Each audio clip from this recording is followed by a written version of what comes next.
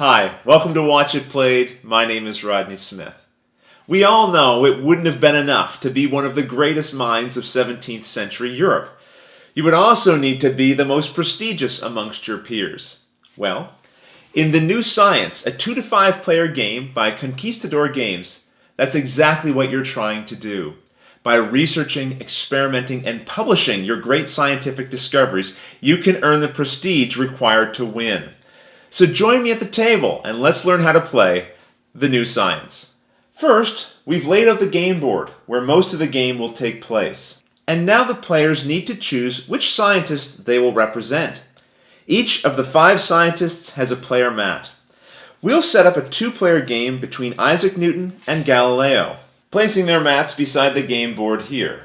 Each scientist also has a unique colored cube, shown here, to remind you of which colored pieces the player should be using during gameplay. Each player should now collect 7 circular track markers, 3 energy marker cubes, and 10 discovery marker cubes, which are similar to the energy markers but bigger. Place the 3 smaller energy cubes on the scientist's mat in the indicated squares. Also note the number in the top right-hand corner of your player mat. This will dictate the turn order, which we indicate here on the game board. Galileo was number 2, so we would place one of his track markers here on the 2 space. Isaac was 5, so we would place his marker here. Once placed, we then slide all of the markers to the left, filling in any of the empty spaces. This shows us that Galileo will be first and Isaac will be second in the turn order. And while we're here, let's place the rest of our track markers. All players put a marker on the 3 space of the rest track, and then a marker in the unnumbered spaces for government, religion, enterprise, and science. And finally, a track marker from each player goes in the unnumbered space of the prestige track. Going back to our scientist mats for a moment, you'll notice it indicates which bonuses in influence each player will start the game with. For example, Newton starts with 2 science influence, so we move his science influence marker to the 2 position, while Galileo has a single influence in both enterprise and science. So we move his markers here and here. The game comes with several happenings cards. If you look in their bottom right-hand corner, you'll find that some of the cards say 4+. This means you only use these in a 4 or 5 player game. So we'll return them to the box. On the backs of the cards, they're labeled as level 1, 2, and 3. So now sort these cards into stacks based on their level. Then randomly take a certain number of cards from each level based on the number of players. In a 2-player game, we take 6 of each. Each stack is then shuffled separately, and the unchosen cards are returned to the box. Finally, we stack the cards together, placing level 3 on the bottom, level 2 above, and then finally level 1 on top. This deck is then placed by the game board here, and finally, we set the die near the game board as well. And that's the setup. Now in the gameplay, you'll be exerting your scientist's efforts into a variety of areas to research and experiment on scientific discoveries. When your experiments yield positive and conclusive results, you'll be able to publish those results to gain prestige points. At the end of the game, the player with the most prestige will be declared the winner. The game is going to take place over several turns, and each turn is broken down into 3 phases: allocate energy, action resolution, and cleanup. So let's get back to the table, and I'll show you how we conduct the allocate energy phase. First, let's look at how the board is arranged. This section is the tracks area, where we will track the important player details. The center of the board shows all the various scientific areas we may research, starting at the lowest levels all the way up to the most complex. And finally, here, we see all the available actions that we can take, and this is where we will focus our attention for the allocating energy phase. In turn order, players will take a single energy cube from their scientist mat and place it on one of the spaces on the action area of the game board. Once placed, that space is now blocked to the other players. so no one else will be able to get the benefit of that space during this turn. Players will go back and forth like this, placing a single cube until all 3 of their energy cubes have been placed. Now we'll go over the specific benefits of each space on the action area of the board, but for now, let's just look at the rules for how you allocate your energy cubes. If you wish to assign energy to the rest area, you must always assign to the lowest numbered value first. So if a yellow energy cube is already on the first position, blue would have to place in position 2. Also, a player can never have more than 1 energy cube in the rest area, even on a different space. At the beginning of the game, no cards start in the happening area, as they're revealed during the final phase. So let's assume for a moment we're now in the second turn of play, and a happening card had been revealed. It would be placed here. If you have a 4 or 5 player game, you would place a second happening card here. A player may choose to place an energy cube onto the card. This indicates that they will win the card in the next phase. Remember, only 1 cube may be placed per space, so no other player can claim this card now. In the influence area, you may place a cube on any available space. However, the bottom row of spaces are only available in a 4 or 5 player game. And finally, we have the discovery actions, a very important area that will allow you to do 3 essential activities: research, experiment, and publish. The first 2 rows are always available. The third row is only available in a 3 to 5 player game.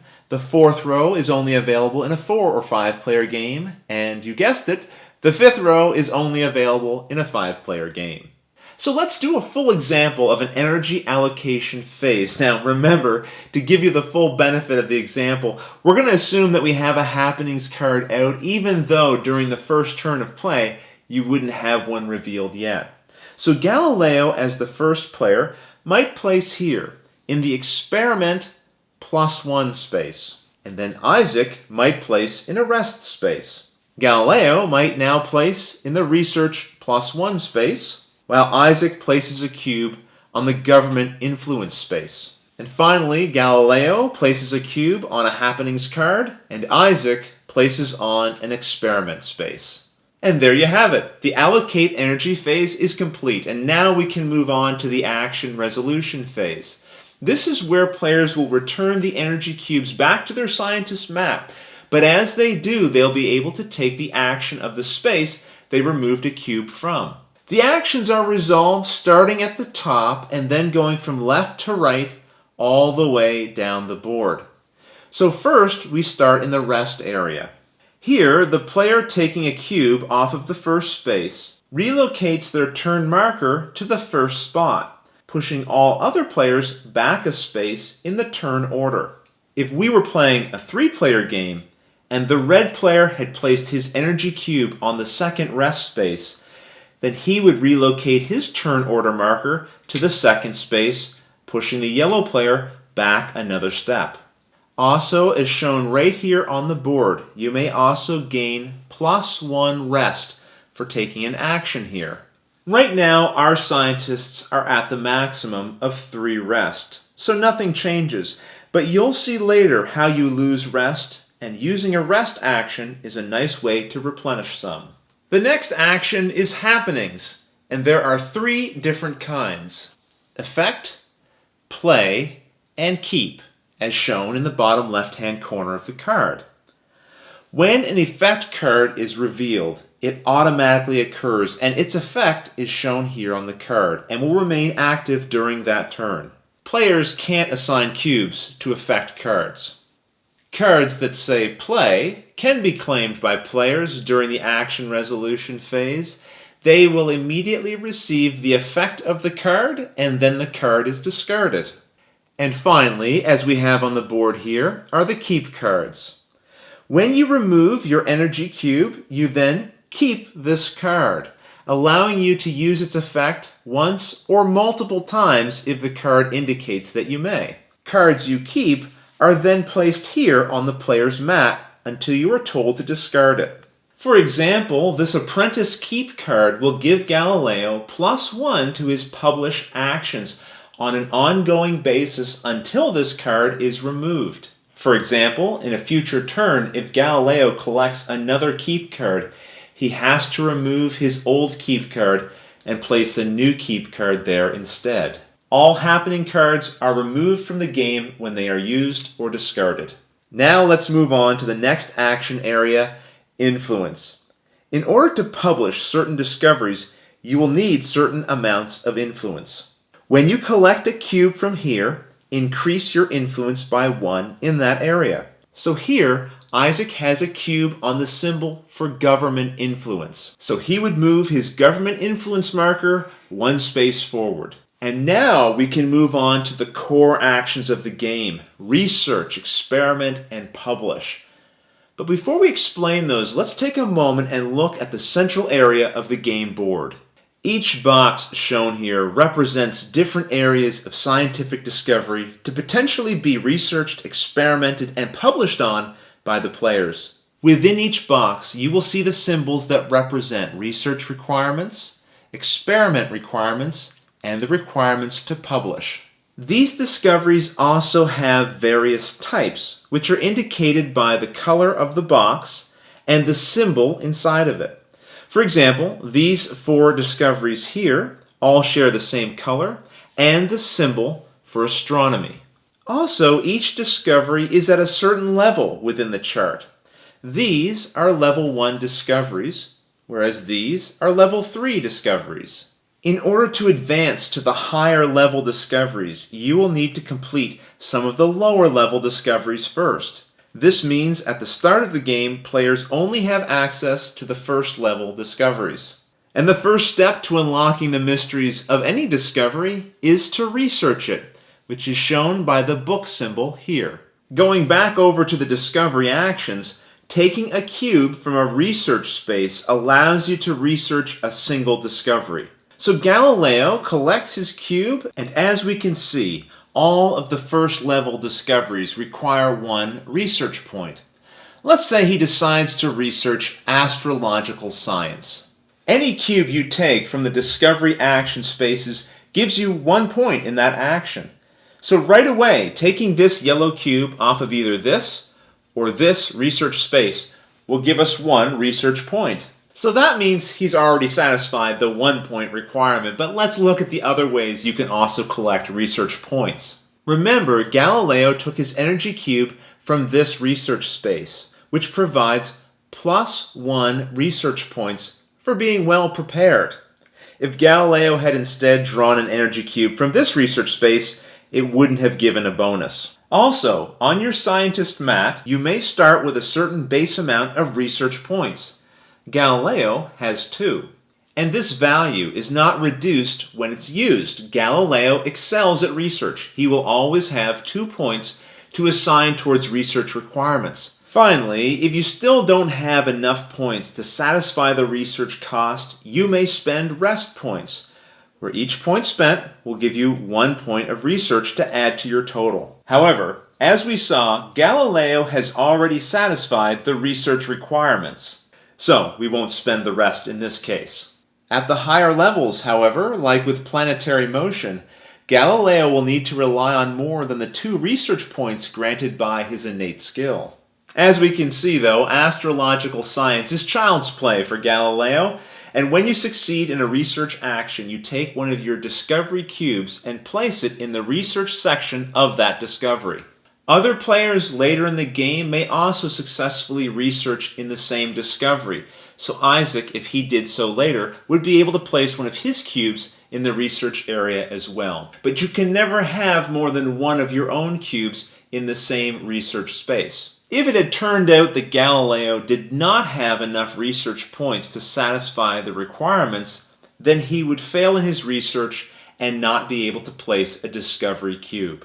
Okay, let's see whose action is next. Isaac would like to conduct an experiment action. However, you can only experiment on discoveries that you've already successfully researched. And Isaac hasn't researched anything yet. Isaac, what were you thinking? Don't get ahead of yourself.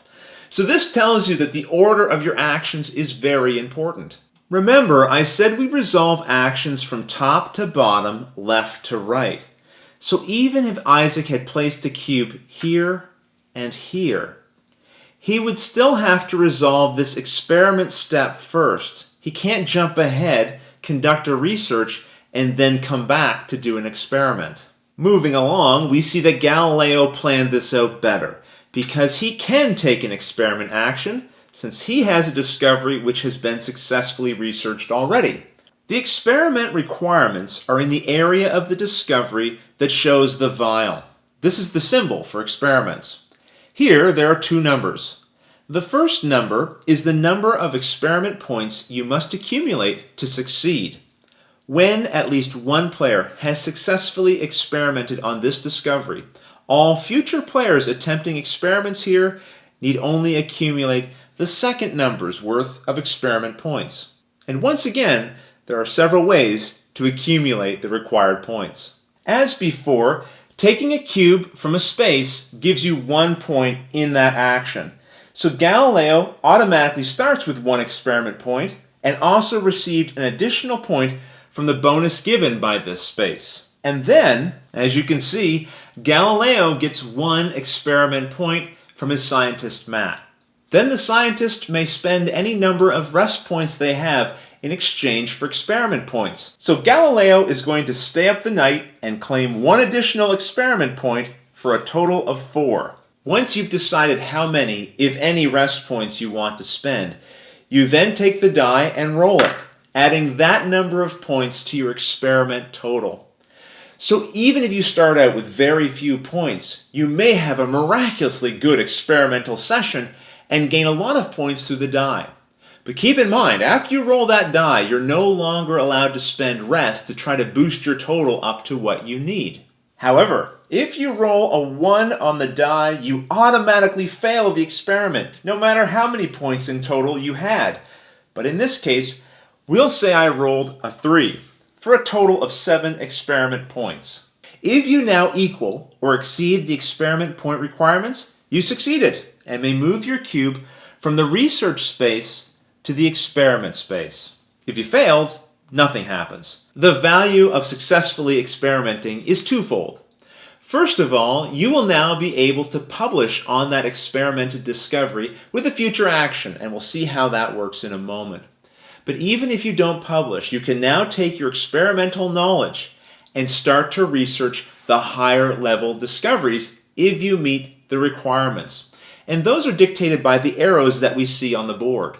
For example, if Isaac wants to be able to research carbon dioxide and gas, he first has to have successfully experimented in chemical equations, as the arrow shows.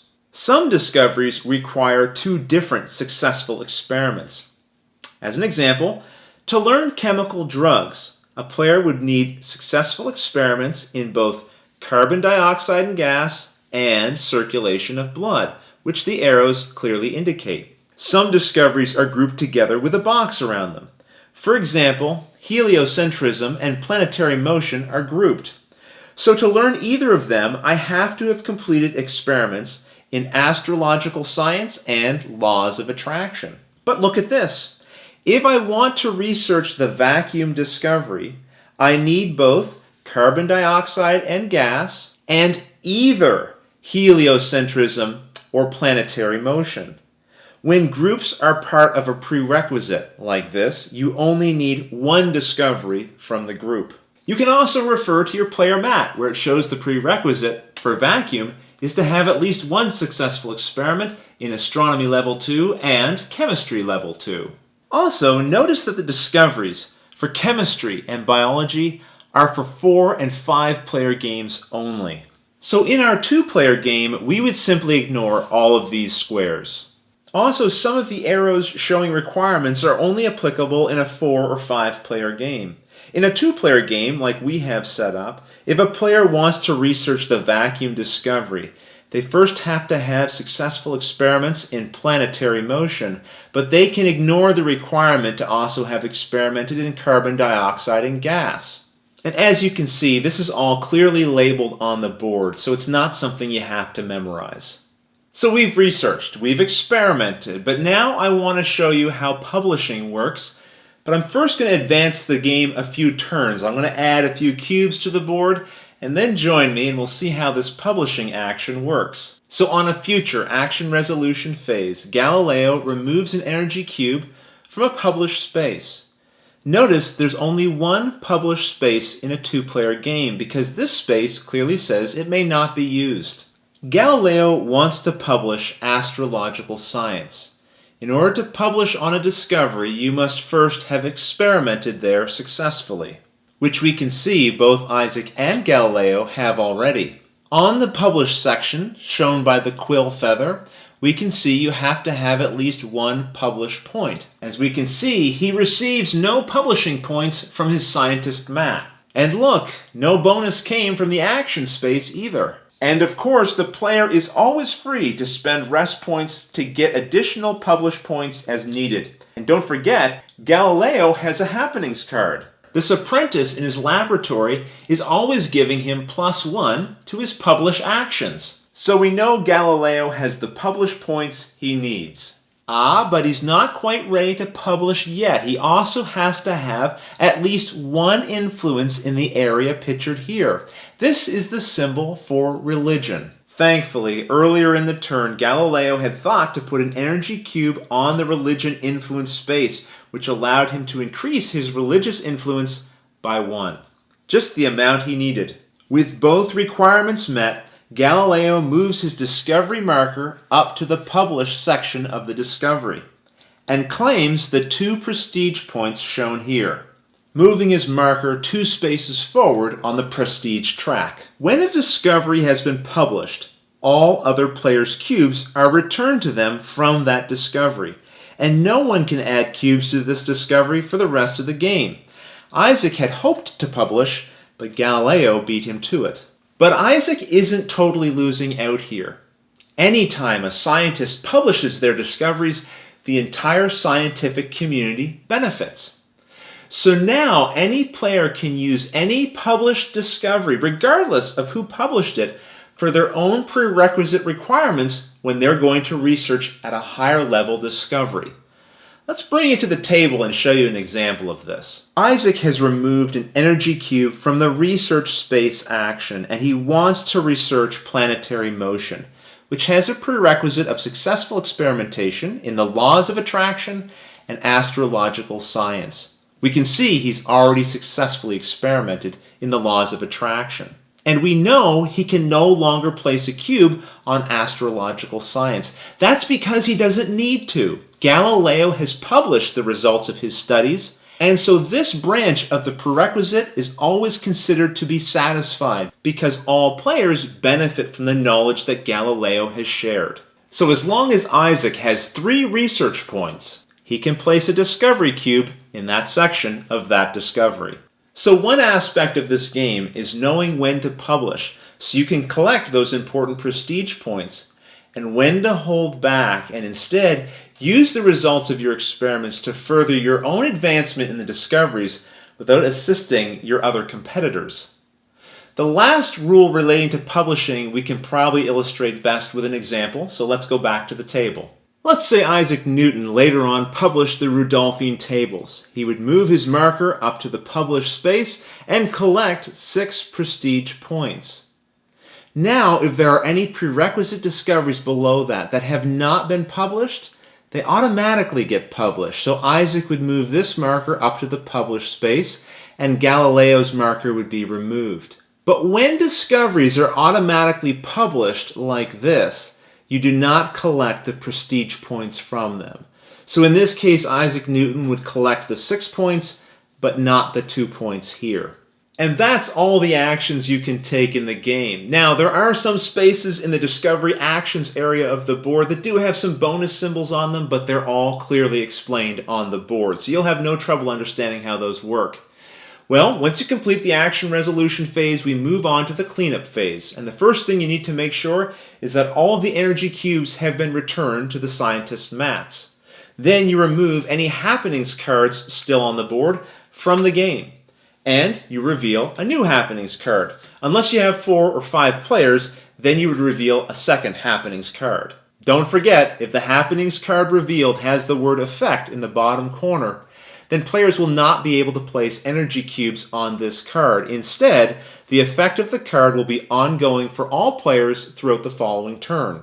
In this case, it says players who publish this turn may ignore influence requirements. Players will continue to take turns until the game ends in one of two ways. First, the game will be over at the end of the turn in which the final 5th level discovery is published. In a 2-player game like we set up, that would mean when both of these discoveries have been published.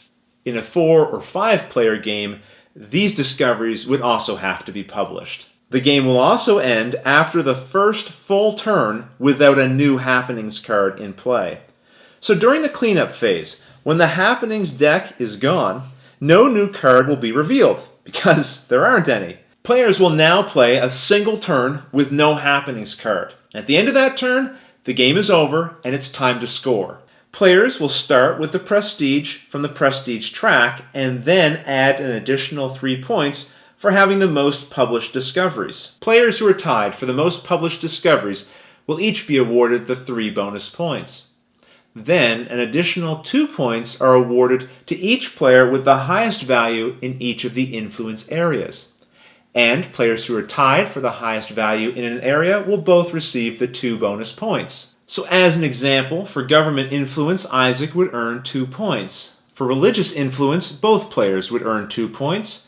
In enterprise, Galileo would earn 2 points, and finally in science, both players would earn an additional 2 points. The player with the most points is the winner, and the first president of the Royal Society. In the case of a tie, the player who published the most level 5 discoveries breaks the tie and wins. If there's still a tie, then the tied players are to play the best 3 out of 5 rock, paper, scissors matches. I'm not kidding. That's in the rules, and everyone knows in 17th century Europe, that's how scientists resolve debates. And there you have it. That's how you play the new science. I want to thank Conquistador Games for partnering with us to help get this instructional video made. If you have any questions at all, please do not hesitate to put them in the YouTube comments below. I'll be happy to answer them as soon as possible. Until the next episode, thanks for watching.